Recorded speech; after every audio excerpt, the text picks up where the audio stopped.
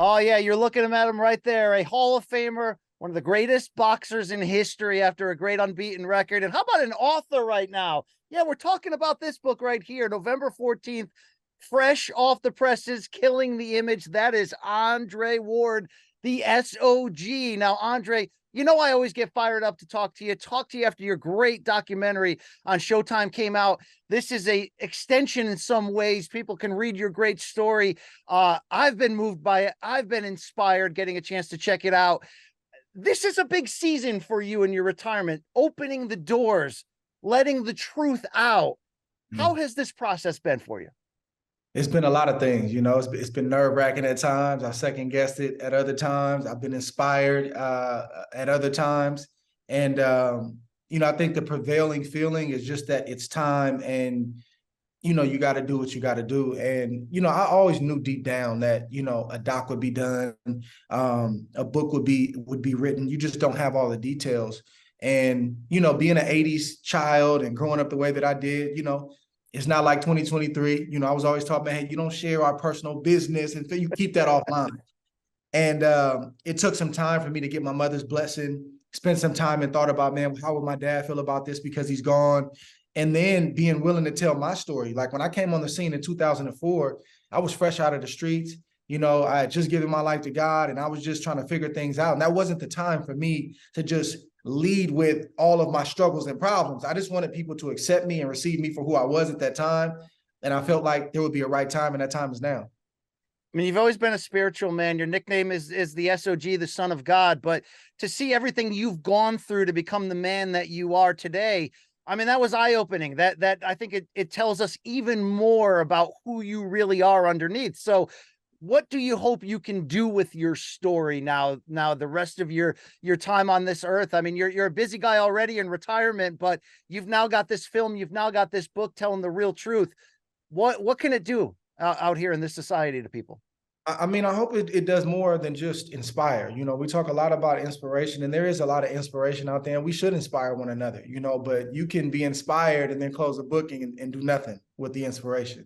I'm hoping that this is a bit of a roadmap. And I think my story is, unique, be it the doc or the book, because I've sort of gotten to a certain place in life and now I'm rewinding, taking you back. So you see all the accolades, you see all the bright lights, you see all that, but now you see the struggle. Now you see the pitfalls and I almost didn't make it and the stories behind that. And even some of the fight scene stuff and the preparation and the things that I went through in my body. There's something that somebody can pull from this. And when I was selling the book, early on in the process, I kept getting pigeonholed to a sports book or a boxing book. And I said, it's not either one of those, even though we have that in there. It's a human interest story. I want the stay-at-home mother and the collegiate professional athlete and everybody in between to be able to pull something from this book. When we talk about the title, Killing the Image, it's got a deep effect here. How would you sort of describe to somebody who hasn't read it yet what they're going to get with that as the title? Yeah, it can be taken many different ways. But the real meaning behind it, it's sort of two or threefold, depending on how you look at it. But one of the main origins of the title was, talking to my pastor, man. I mentor a lot of young guys, and I'd be talking to them about just their personal lives. And I could tell they're looking like, man, you don't get it. And I started getting frustrated. Like, I'm like, Pastor, man, these dudes don't get it, man. I've done what they've done, probably more. He said, Dre, you got to kill the image. He said, no. Who you are is real. It's just not who you've always been. It's okay to tell that story. And I had to personally get over some personal shame. You know how it is. You look back at certain times and you're like, man, you idiot. Like, what were you thinking? Like, that was so stupid. I had to get over some personal shame, and I had to get over, the old school mentality my parents had. We don't share our business. We don't talk about this stuff. And I had to have a conversation with my mother while I was getting the courage to tell the story. I said, Mom, we got to do it. You're not that person anymore. I'm not that person. Dad's not that person. She said, babe, I'm ready. So it's all of that combined that gave me the courage to pick up the pen and start writing. And I think that it may kill some of the images that people have of me. Man, he's never been through anything. He's just, he's got a squeaky clean background. It's like, nah, let me show you that I've been through it. Yeah, that you are that dude because you had to earn it every single way. To hear about the injuries that you somehow covered up ahead of your biggest fights and still performed, to hear about the youth you've overcome, drug challenges. We know about the struggle your parents have had, yet as a family, you guys have worked through that and grown. So now it might be easier as sort of you're after the journey, at least from a boxing sense. But when you look back at your connection with God, has it been hard throughout your career to sort of share that publicly and make that a big part of your image and who you are? It hasn't. And that's also with the knowledge that everybody doesn't want to hear about faith and hear about those things. But, you know, when you read this book, you'll see how deep I was and how deep of a pit that I was in, and how close I was to not becoming the man that I am today. And when you've been snatched out of a situation like that and you get the revelation of who did it, man, I got to shout it on the rooftops. And I'm not going to be afraid to talk about my faith. Now, there's a way to do it skillfully. And that's why I love my nickname, because it gives me the opportunity to sort of let you know what I'm about, preach my message without saying a word. And my pastor put it best to me. Played, you know, All-American at UW, Napoleon Kaufman, 6 years with the Raiders, and he's been pastoring, you know, for the last 20 years. He said, Dre, if guys can talk about the strip club, if they can talk about how many women they slept with, and that's normalized, if they ask you how you did what you did in that fight, you can give God glory. And it made sense to me. You know, we see faith shared a lot in sports, boxing too, but is it easy to be a man of God as a boxing champion with the type of temptations, pitfalls you can come across? I mean, when you call yourself the son of God, in a lot of ways, you can almost put a target on yourself. Has it been easy to walk this journey so openly and publicly? It hasn't, but at the same time, it hasn't been hard either. You know, I know that's a bit of an oxymoron. What I mean is it's been hard in the sense that I know that everybody's waiting for me to slip. Yeah. He can't be this squeaky clean. And I'm like, nah, I'm not squeaky clean. I got a power working in my life, man, that's helping me make some good decisions. But if I don't stay focused, I can slip like anybody else, and you'll be reading about me, you know, underneath that ticker on SportsCenter. And I'm aware of that. So it's been hard in that sense, but easy in the sense that, like, this is who I am. You know, if I was trying to put on a front, that's hard to keep up. Like, this is my life. And people see it when they're around me in certain settings and certain situations, and they see me move a certain kind of way. They're like, oh, you really about this. So that part makes it easy, because I'm not trying to, it's not pretentious, it's not put on, it's real. And, you know, but it comes with the territory. You got to choose your heart, right? Like, I'm either have the heart of saying, hey, man, I'm a believer. I'm gonna let y'all know that right out front. Take me as I am. Some of y'all ain't gonna like it, and deal with that. Or trying to live any type of way and you know, being a man that's about anything and everything, that comes with consequences too. So I chose my heart. I chose the wrong heart early in my life. Didn't like that. And I'm grateful that just when I started coming into some more notoriety, a little bit of money, things changed. Because again, you be reading about me on the bottom of that ticker. I promise. For sure. Well, now we're reading the real truth about the decisions you made, which haven't been easy. You have a legacy after such a great unbeaten career that is, like, really unique in a lot of ways to yourself. And that wasn't easy to acquire. It's not just the hard fights you had to take on and win. You made very strong decisions that you had to stand by, stepping aside in your career to fight the legal battle to get out of your promotional contract. You know, we've been up and down the road for years talking about this impact. So when you look at that, along with the decision you made about the time to exit the sport, and the decision you keep making, by the way, anytime you may feel extra young on a certain day that you can do this again, do you have any regrets with what you authored? Because we can look at it from a whole and be like, damn, it was perfect. What does hindsight say to you when you look back for a project like this to write out your life story? I don't think I have a lot of regrets. You know, everything you just named, I think those were necessary things I had to go through. And, you know, it depends on who you talk to, right? Like, some people look at the lawsuit period like, oh, that was so bad. He missed this, he missed that. They don't realize the development as a man that I got. You know, I grew as a businessman, and I really went to another level because it took a lot of courage to do what I did. And to stand up, and then to know that, like, I don't have an inroad with the media, and they're writing all these things that's not right. They're jumping to conclusions. The headlines are crazy. I'm behind the scenes, you know, on a good day saying, man, I'm fighting for what's right. We got to change this. On a bad day, I'm like, bro, I am blowing my career. I am missing my prime. Is this it? Am I going to go out like this? And to come out on the other side, and then from a monetary standpoint, make more than you made in the 3 years than you did the first 10, to have more control of your career, and to walk sort of at the beat of your own drum the rest of the way. I did what I had to do. Now, of course, Dan passing in the middle of that, it's not something I'm happy about. He and I didn't get a chance to reconcile. That's not fun. That's something that'll always sort of bother me. But if there's only one regret, I would say if I could do it all over again, I would enjoy the process a little bit more. Yeah. Yeah. When you have a winning streak that I had for as long as I had, and then that sort of spills into a pro career, there's a lot of pressure, like beyond just the normal pressure. Plus, I'm a competitor. Like, I put more pressure on myself than anybody. And I try to be too perfect sometimes. And in doing that, you can suck the fun out of the situation. There's times that I'm locked in. I should have been enjoying myself, smiling a little bit more. There's times that I'm a little uptight in camp, and I should have been saying, listen, the work is put in. I've done all I can do. Hey, man, let's enjoy it the rest of the way. So if I could do anything different, I would have took my foot off the gas, not in my effort, but just in the focus. Like, just enjoy what you're doing a little bit more.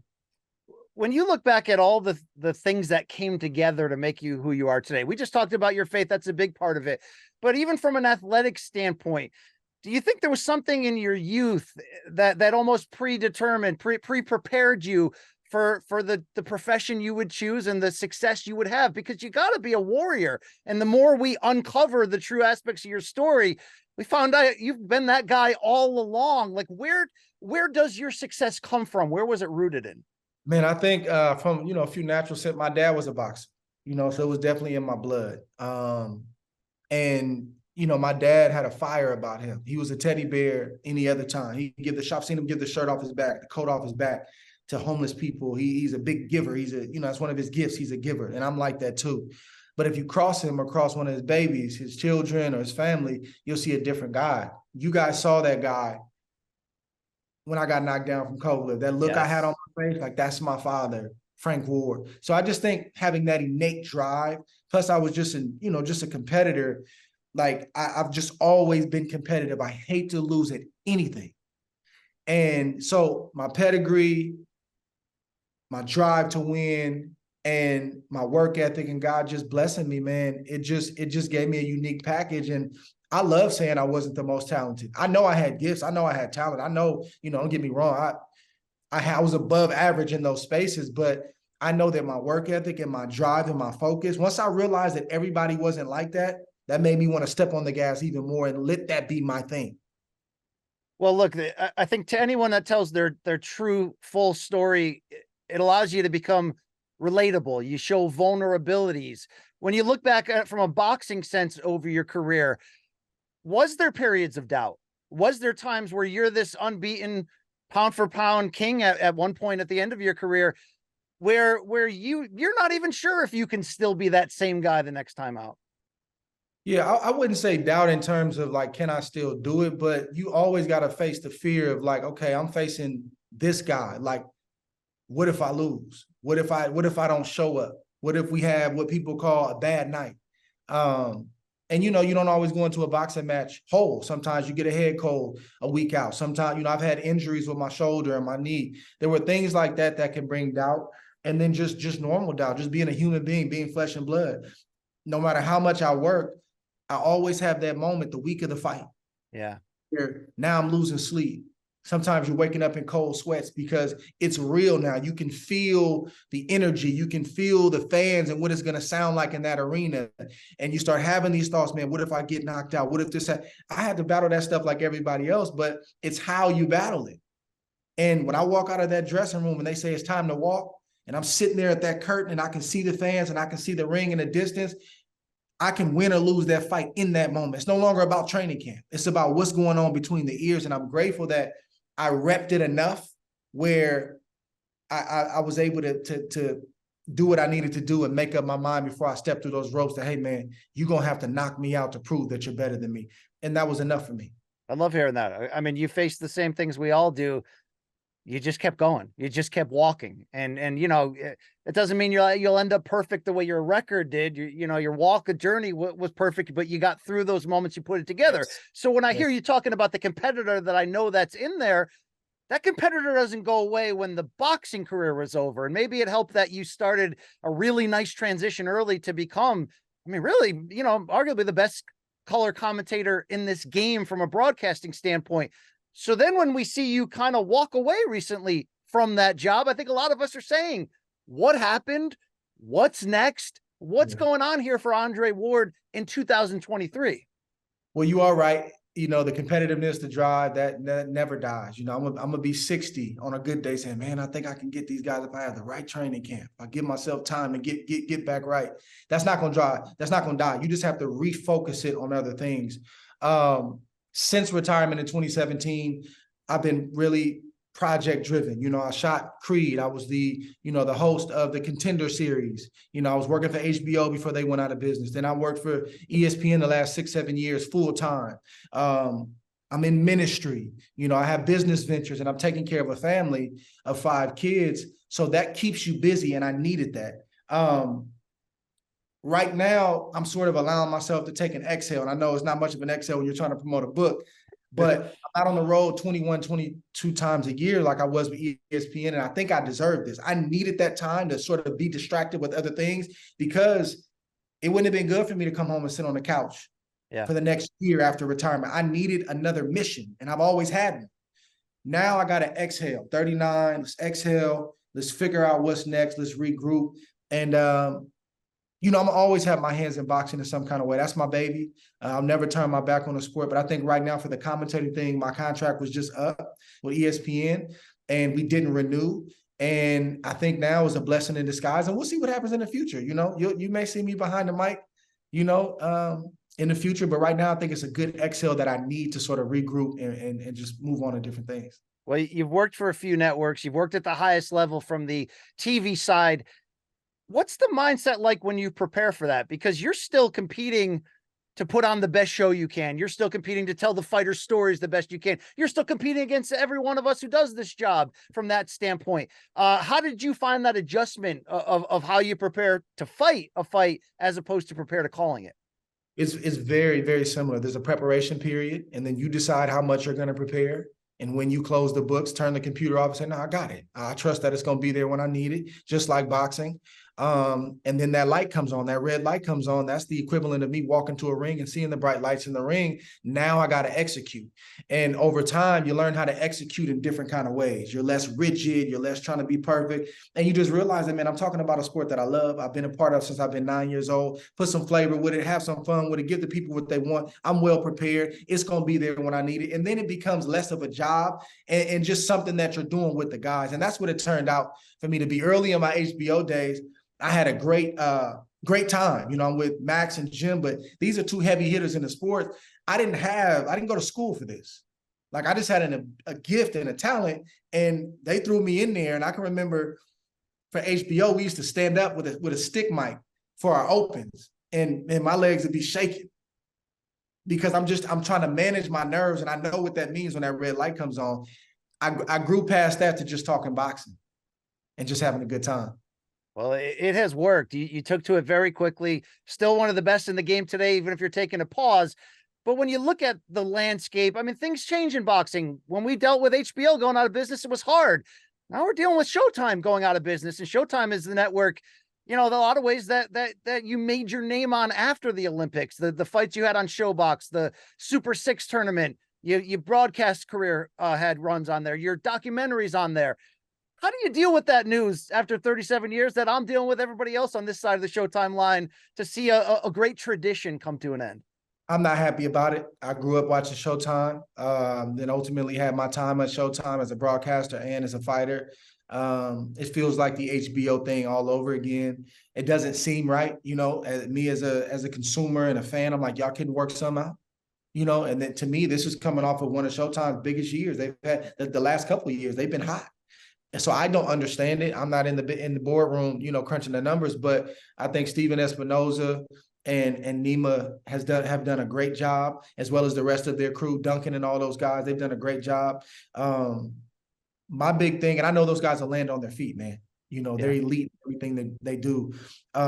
My big concern is that we got a lot of young guys coming up The sport is in good hands. The sport itself, I just want to make sure that the platform that it lands on and that they land on, if there's multiple platforms, warrants the talent and still gives us that big fight feel. Like I remember, listening to HBO's theme music, dun, dun, dun, dun, dun. Like that used to get me excited at 11, 12 years old. Will it be that type of platform again with the right talent behind the mics, talking about a sport like boxing? That's my biggest concern, is where are we going to land? But the sport itself, I think it's going to be just fine.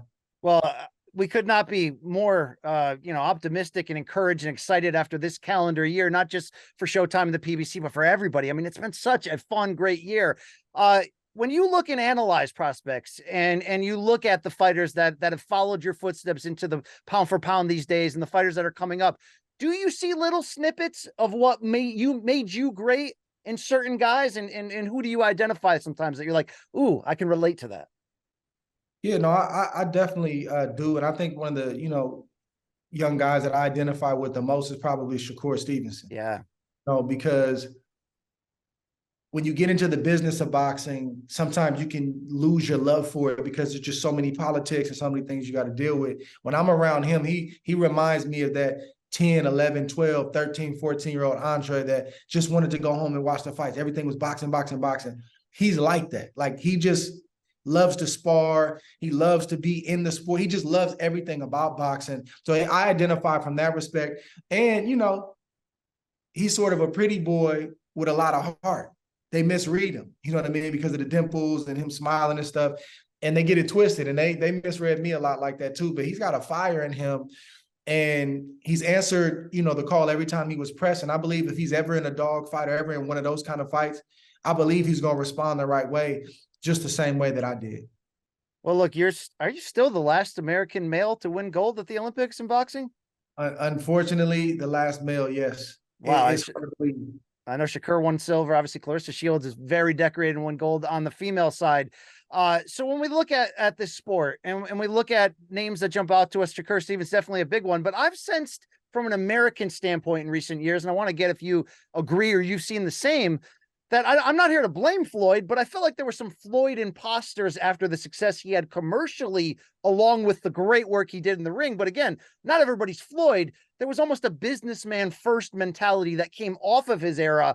But if this year is any indication, and I give so much credit for, let's say, what Ryan Garcia did, what Stephen Fulton Jr. did chasing Inoue, like we've seen people, Charlo against Canelo, go out of their way to make very fun, big fights. And a lot of times it's young American fighters that I almost feel like are, if boxing's cyclical, are starting sort of a new expectation for fans, journalists alike. Would you say that's accurate? Yeah, I think boxing has ebbs and flows. And, Floyd's shadow it's a big shadow that he's cast over the sport. And most of the young guys don't remember Pretty Boy. They only know Money Man. And they see the fruits of his labor, all the stuff, right? All the material stuff, the money. And he's sort of ushered in a new era where guys now, it's about marketability, it's about social following, and then translating that to dollars in the ring. And that doesn't mean that you're always taking the highest risk. I can't be mad at that, right? As a competitor and as a fan, I'm cool with that. But at some point I'm like, okay, don't you want to fight that guy to see if you're really that guy? You don't always see that hunger and that desire, especially when guys have marketability and they can snap their fingers and fight anybody. I'm not knocking those guys, right? The only issue I have with that line of thinking is that's cool. You can do that, but don't start arguing about why you're not atop this pound for pound list. Sure. Can't have it both ways. If we're going to do C plus B minus for the money, do that. Get your money, because I'd rather err there than err on the side of guys taking tough fights, getting less money like it's always been. So if I'm going to err, I'm cool with that. Just don't get on wax and get online and say, these guys are hating on me. No, you don't have the strength of schedule, so to speak, or you don't have the resume. So you just got to choose what you want. But to your point, there has been a resurgence of young guys saying, no, I want to fight him. Why? Because I want the money and I want the accolades that come with that. So we have ebbs and flows. If you're a real boxing fan, you'll ride them waves out. I like where we are right now. I respect it. It gets me fired up. I don't have anything to do after I get fired up, but I get fired up when I see these young guys fighting. I'm loving it. I'm enjoying it.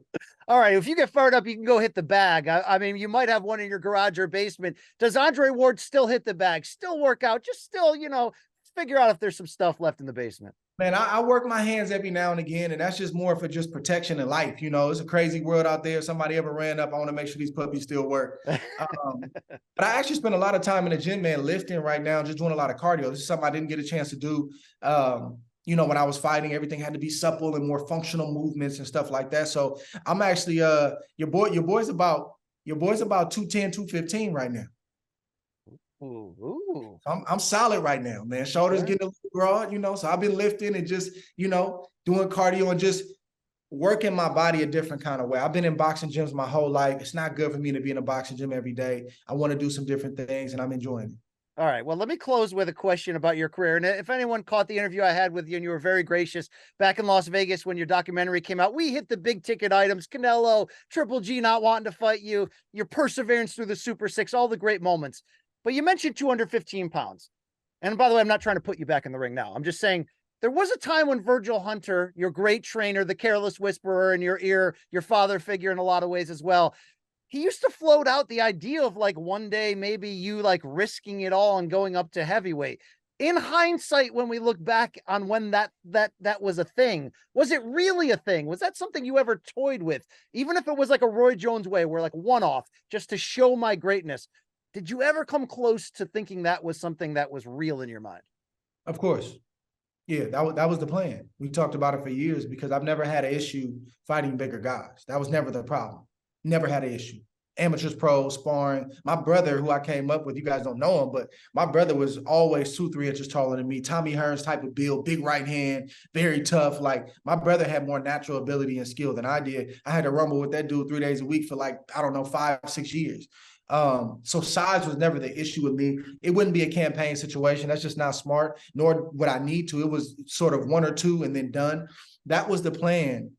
After Kovalev tour, Bird said it in the post-fight press conference. The plan was to have a sort of a homecoming in the Bay Area, Tony Bellew at cruiserweight, and then Anthony Joshua at heavyweight. I don't things happen. Who knows if the negotiations would have went the way they were supposed to go, but that was the plan. On a good day, I'm like, nah, you did what you were supposed to do. On a bad day, I'm wondering what could have been. What would that have looked like in a soccer stadium in the UK, you and Anthony Joshua? I mean, how much weight would you have put on? What would come on? You got the fan in me all fired up. We had the plan. See, I'll never be as big as him, nor do I need to, right? So I'm going to get 205, 208 strong enough, but I'm going to wear you down, bro. Like you're not, now I got to be careful, right? He's got the big right hand. If he allows you to line him up, that's the danger. That's why the fight sells, because man, this little dude get hit by this, what's gonna happen? So I have to be aware of that. But I just didn't see a way where that brother could beat me, man. That would have been a wild event. But hey, I think you accomplished enough. You've done great. The book, November 14th in stores. Killing the Image. Anywhere we can pick this up specifically, or wherever we find great books here on anywhere books are sold, Amazon, Barnes and Nobles. You can hit the link in my bio on my Instagram and Twitter, take you right to the landing page. We just got one day. So I appreciate all the pre-sales and pre-orders for the audio, right? It's my voice, or the book itself. Everybody that pre-ordered, thank you very much. But the book is officially on sale tomorrow. Excited. Killing the Image, a champion's journey. Faith, fighting, and forgiveness. The Hall of Famer Andre Ward. Hope to see you back in front of a microphone one day. Love the work you're doing across your life, especially these projects, sharing yourself to maybe, like we said, inspire others, bring hope, or just tell the full story at the end of the day. Andre, thank you for your time, man. Thank you, brother. Appreciate you. Anytime.